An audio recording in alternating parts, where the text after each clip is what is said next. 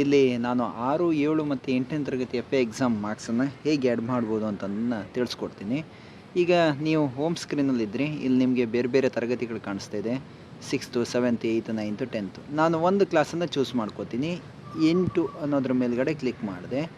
ಇಲ್ಲಿ ನಾವು ಯಾವ ಎಕ್ಸಾಮ್ ಇದೆ ಆ ಎಕ್ಸಾಮ್ ಮಾರ್ಕ್ಸ್ನ ತುಂಬಿಸ್ಬೋದು. ಇಲ್ಲಿ ನಿಮ್ಗೆ ನೇರವಾಗಿ ಕಾಣಿಸುತ್ತೆ.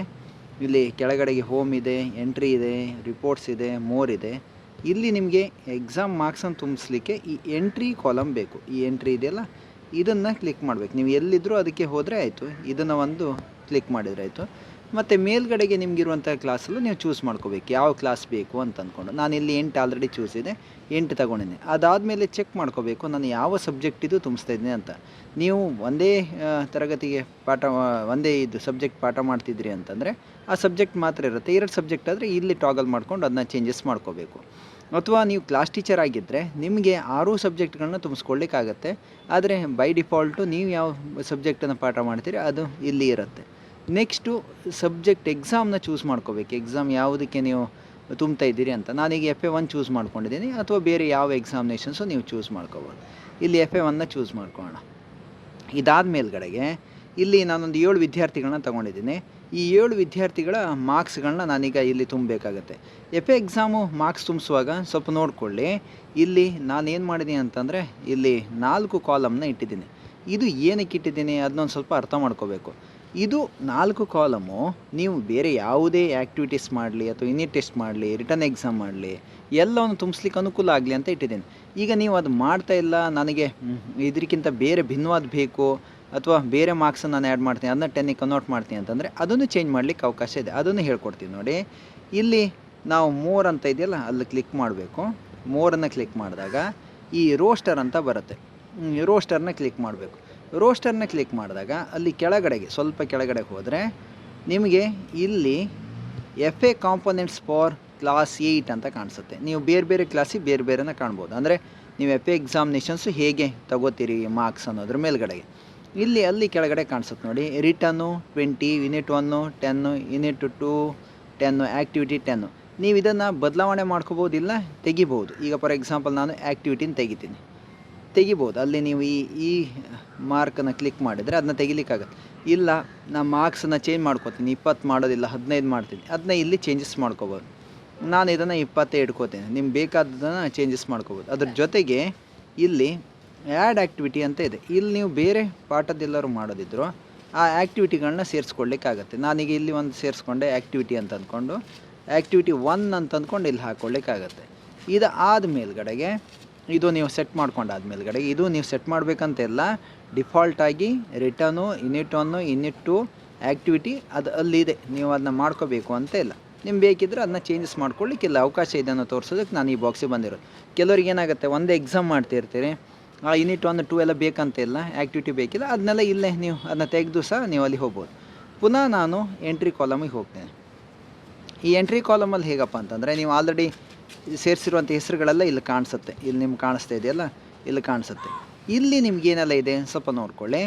ಎಬ್ಸೆಂಟ್ ಅಂತ ಅಂದ್ಕೊಂಡು ಇಲ್ಲಿ ಒಂದಿದೆ. ಇದನ್ನು ಕ್ಲಿಕ್ ಮಾಡಿದರೆ, ಈ ಎಬ್ಸೆಂಟನ್ನು ಕ್ಲಿಕ್ ಮಾಡಿದರೆ ಅವರ ಅಷ್ಟು ಏನಿದೆ ಆ 4 ಐಟಮ್ಸ್ಗಳು 0 ಆಗುತ್ತೆ. ಇದನ್ನು ಸಹ ನೀವು ಬದಲಾವಣೆ ಮಾಡ್ಕೋಬೋದು. ಅಲ್ಲಿ ಪ್ರತಿ ಕಾಲಮ್ ಮೇಲ್ಗಡೆಗೆ ನೀವು ಕ್ಲಿಕ್ ಮಾಡಿದಾಗ ಅವನೇನು ರಿಟರ್ನ್ ಎಕ್ಸಾಮಿಗೆ ಬಂದಿದ್ದಾನೆ, ಆ್ಯಕ್ಟಿವಿಟಿಗಿಲ್ಲ, ಆವಾಗಲೂ ಪಾರ್ಷಲಿ ಎಬ್ಸೆಂಟ್ ಅಂತ ತಗೊಳುತ್ತೆ ಅದು. ಹಾಗಾಗಿ ನೀವು ಅಲ್ಲೂ ಎಡಿಟ್ ಮಾಡ್ಕೊತ ಹೋಗ್ಬೋದು. ಇಲ್ಲ ಅಷ್ಟಕ್ಕೂ ಎಬ್ಸೆಂಟ್ ಆದರೆ ಎಬ್ಸೆಂಟನ್ನು ಯೂಸ್ ಮಾಡಿ. ನಂಗೆ ಕೇಳಿದರೆ ಎಬ್ಸೆಂಟ್ ಯೂಸ್ ಮಾಡಬೇಕು ಅಂತಿಲ್ಲ, ಮತ್ತು ನಾವು ಹೆಚ್ಚಾಗಿ ಮಾಡೋದ್ರಿಂದ ಅದೇನು ಬೇಕಂತಿಲ್ಲ. ಆದರೂ ಕೆಲವರು ಅದನ್ನ ಆಪ್ಷನ್ ಕೇಳಿರೋದ್ರಿಂದ ಅದನ್ನ ಇಟ್ಟಿದ್ದೀನಿ, ಅದನ್ನ ಯೂಸ್ ಮಾಡ್ಕೋಬೋದು. ಇನ್ನು ಈಗ ಅನಂತ್ ಅಂತ ಅಂದ್ಕೊಂಡು ಒಂದು ಹುಡುಗನ ಹೆಸರಿದೆ. ನಾನು ಇಲ್ಲಿ ಮಾರ್ಕ್ಸನ್ನ ಆ್ಯಡ್ ಮಾಡ್ತೀನಿ. 20ಕ್ಕೆ ಅವ್ನು 15 ತೊಗೊಂಡ. ಇಲ್ಲಿ ನೋಡಿ ನೀವು ಇದು 15ಅನ್ನು ಎಂಟ್ರಿ ಮಾಡಿದ ಹಾಗೆಯೇ ತನಗೆ ಇಲ್ಲಿ ಗ್ರೇಡು ಅದು ಕರೆಕ್ಟಾಗಿ ನಾನು ಅದನ್ನ ನೋಡಿ ಹಾಕಿಟ್ಟಿದ್ದೀನಿ. ಆ 7.5 ಅಂದರೆ ಅದನ್ನ ಅರ್ಧ ಮಾಡಿಕೊಂಡು ಅದನ್ನ A ಅಂತ ಅಂದ್ಕೊಂಡು ಬಂತು. ಅಂದರೆ ಅಲ್ಲಿ 10ಕ್ಕೆ 7.5 ಆಗುತ್ತೆ.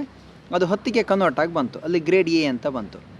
ಇನ್ನು ಈ ಯೂನಿಟ್ 1, ಯೂನಿಟ್ 2 ಅಥವಾ ಆ್ಯಕ್ಟಿವಿಟಿ ಅದನ್ನ ನೀವು ತೆಗೆದಿಲ್ಲ, ಇಲ್ಲೇ ಇದೆ ಅಂತಂದರೆ ನೀವು ಅದನ್ನು ಮುಟ್ಟೋ ಅವಶ್ಯಕತೆನೇ ಇಲ್ಲ, ಅದನ್ನ ಮಾಡಬೇಕು ಅಂತನಿಲ್ಲ. ಇಲ್ಲ ನಾನು ಮಾಡ್ತೀನಿ ಅಂತಂದರೆ ಇದು ಎರಡರದ್ದು ಎಗ್ರಿಗೇಟ್ ಆಗಿ ತಗೊಂಡು ಅಲ್ಲಿ 10ಗೆ ಅದು ಕನ್ವರ್ಟ್ ಮಾಡಿಕೊಂಡು 8.3 ಅಂತ ಆಯಿತು. ಇದು ನೀವು ಬೇಕಿದ್ರೆ ತಗೋಬೋದು. ಇದು ಇದೆ ಅಂತಂದರೆ ನಿಮಗೀಗ 10 ಆಯಿತು ಅಂತಂದರೆ ಇದು ತಗೋಬೋದು. ಅಂದರೆ ಇದೆಲ್ಲ ಮಸ್ಟ್ ಅಂತಲ್ಲ, ಇದು ಬೇಡ ಅಂತಂದರೂ ನಡೀತದೆ. ಯಾವುದಾದ್ರು ಒಂದು ಎಕ್ಸಾಮ್ ತುಂಬಿಸಿದ್ರು ನಡೀತದೆ.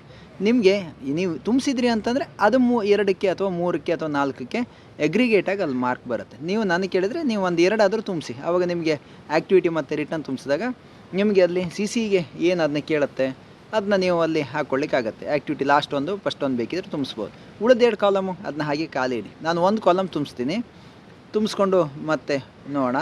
ಇಲ್ಲೊಂದು ನೋಡ್ಕೋಬೇಕು, ಈ ಕಾಲಮಲ್ಲಿ ನಾನು ಮಾರ್ಕ್ಸ್ ಹೈಯೆಸ್ಟ್ ಇಟ್ಟಿದ್ನಲ್ಲ ಅದಕ್ಕಿಂತ ಜಾಸ್ತಿ ಹಾಕಿದರೆ ಅಲ್ಲಿ ಮ್ಯಾಕ್ಸಿಮಮ್ ಮಾರ್ಕ್ಸ್ ತಗೊಳುತ್ತೆ. ನಾನು 25 ಹಾಕಿದರೆ 20 ತಗೊಳುತ್ತೆ. ಅದೊಂದು ನೀವು ನೋಡ್ಕೊಂಡು ಇಟ್ಕೋಬೇಕು. ಇಲ್ಲಿ ಅವ್ರ ಹೆಸರುಗಳಿಗೆಲ್ಲ ನಾನು ಮಾರ್ಕ್ಸನ್ನು ಹಾಕ್ಕೊತ ಹೋಗ್ತೀನಿ. ಇಲ್ಲಿ ಇದು ಒಂದಿದೆ.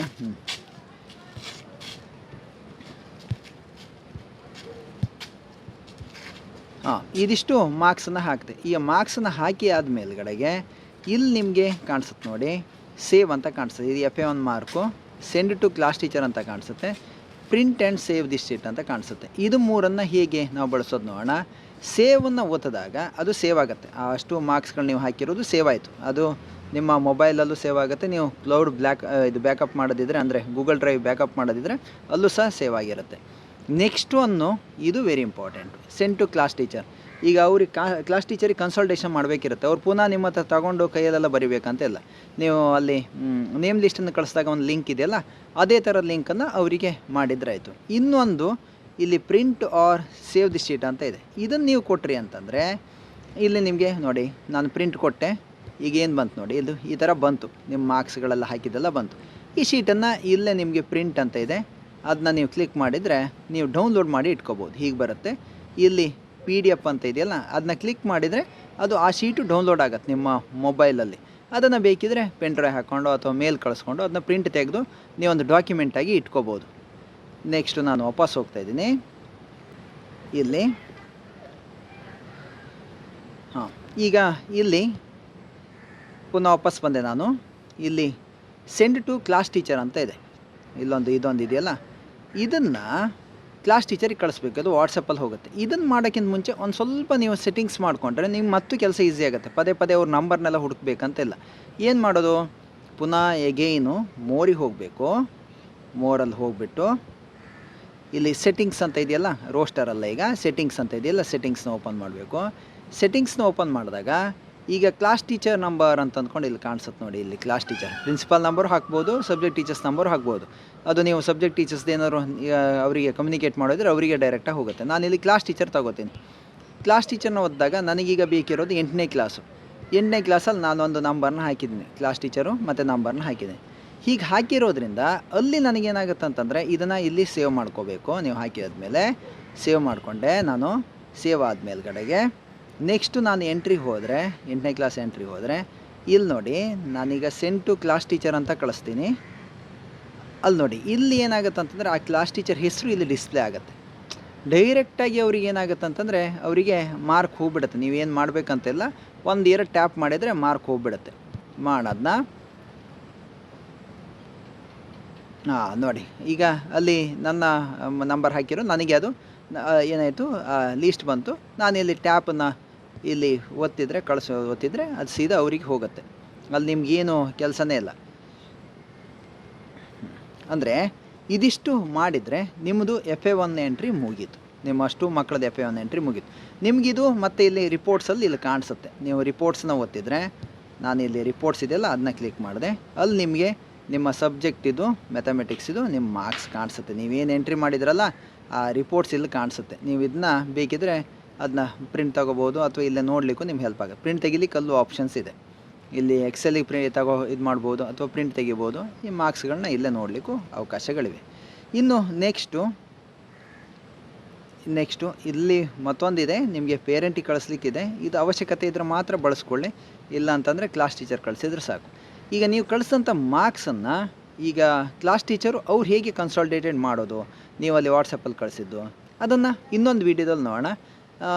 ಈ ಮಾರ್ಕ್ಸನ್ನು ಎಂಟ್ರಿ ಮಾಡೋ FA ಎಕ್ಸಾಮಿನೇಷನ್ಸ್ ಮಾರ್ಕ್ಸನ್ನು ಎಂಟ್ರಿ ಮಾಡೋದ್ರಲ್ಲಿ ನಿಮ್ಗೆ ಯಾವುದು ಡೌಟ್ ಉಳ್ಕೊಳ್ಳಿಲ್ಲ ಅಂತ ಅಂದ್ಕೋತೀನಿ. Okay, thank you.